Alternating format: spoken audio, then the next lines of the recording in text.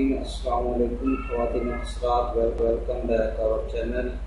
आज हम आपको मैदा की कमज़ोरी को दूर करने का देसी इलाज बताएंगे। तो अगर आपने अभी तक हमारा चैनल सब्सक्राइब नहीं किया तो अभी हमारे चैनल को सब्सक्राइब करें ताकि हमारे चैनल की हर नई वीडियो आप तक पहुँचती रहे। वीडियो अच्छी लगे तो इसे लाइक और शेयर जरूर करें। नाज़रीन किराम, जैसा कि आपको मालूम है कि हम हर रोज़ आपकी खिदमत में एक नई वीडियो के साथ हाजिर होते हैं और उस वीडियो में हम आपको मुफीद टिप्स और नुस्खायात के मुताबिक बताते हैं।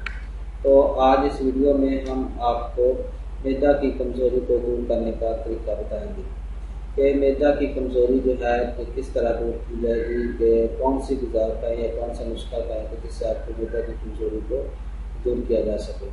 तो आजकल हम ऐसी ग़िज़ा खाते हैं कि जिसकी वजह से मैदा जो है वो बहुत जल्द ख़राब हो जाता है। तो फास्ट फूड, कोल्ड ड्रिंक्स या बेकरी की अशिया और तली की अशिया का आम इस्तेमाल जो है कि मैदा को कमज़ोर करता है। तो जब मैदा कमज़ोर होता है तो ये ग़िज़ा को सही तरह हासिल नहीं करता और जिसकी वजह से ग़िज़ा जो है वो जुज़े बदन नहीं बनती।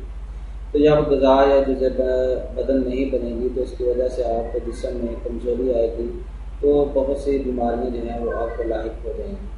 तो इसी बात को मद्देनज़र रखते हुए हम आपको एक ऐसा नुस्खा बताएंगे जो आपके मैदा की कमज़ोरी को दूर करने के लिए बहुत ही मुफीद है।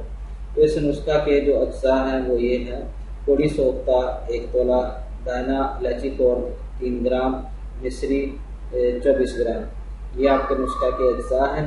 इसको बनाने का तरीका यह है कि इन तमाम अद्वियात को बारीक पीस कर इसका स्क्रीन बना लें और खाना खाने के बाद 4 रत्ती से 1 माशा तक पानी से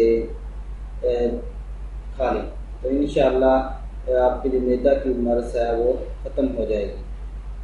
तो अगर इस नुस्खा में से आपको किसी चीज़ की समझ ना आई हो तो ज़रूर करें, इंशाअल्लाह आपको ज़रूर जवाब देंगे। उम्मीद है कि आपको हमारी ये वीडियो पसंद आई होगी। हमारी